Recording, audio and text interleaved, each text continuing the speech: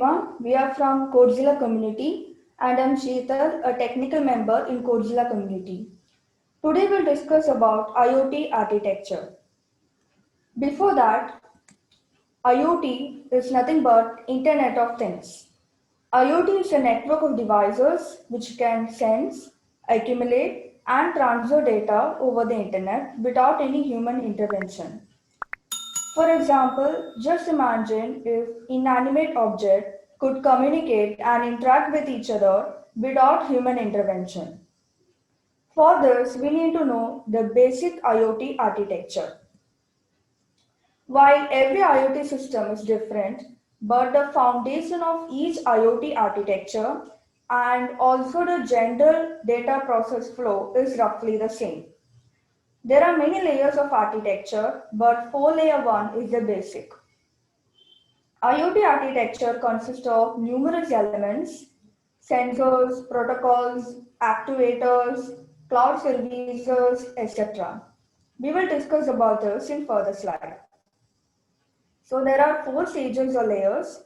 Number 1, the bottom layer is the sensor layer, then network layer, and then application layer, and so the 4 layers are there. So at last we'll discuss about a small example on how IoT architecture work. So stage 1, sensor layer.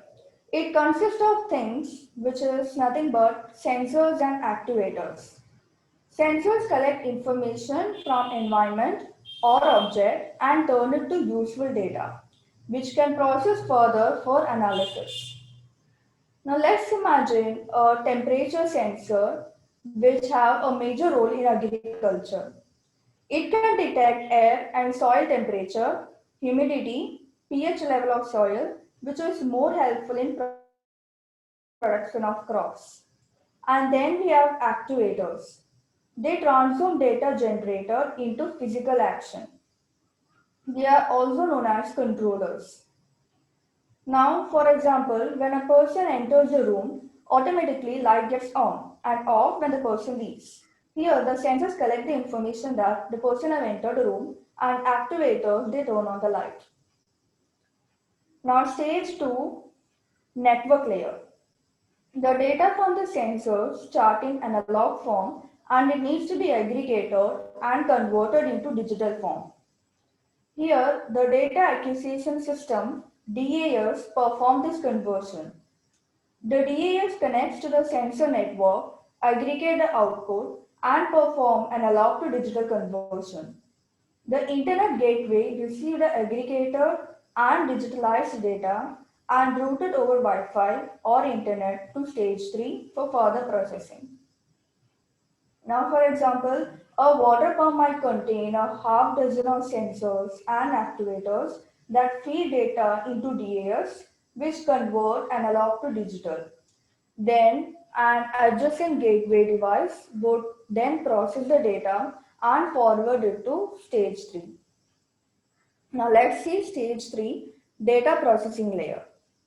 So once the data has been digitalized and aggregated, it requires further more processing before it enters the final data center or the cloud, which is in stage 4. This is because we know sensors they provide wide range of information which include non-required information too. Hence we need to analyze it, filter it and provide only required information to stage 4.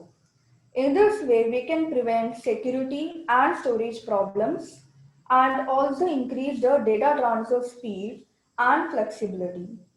Here we use edge analytics process. Now, stage 4, application layer.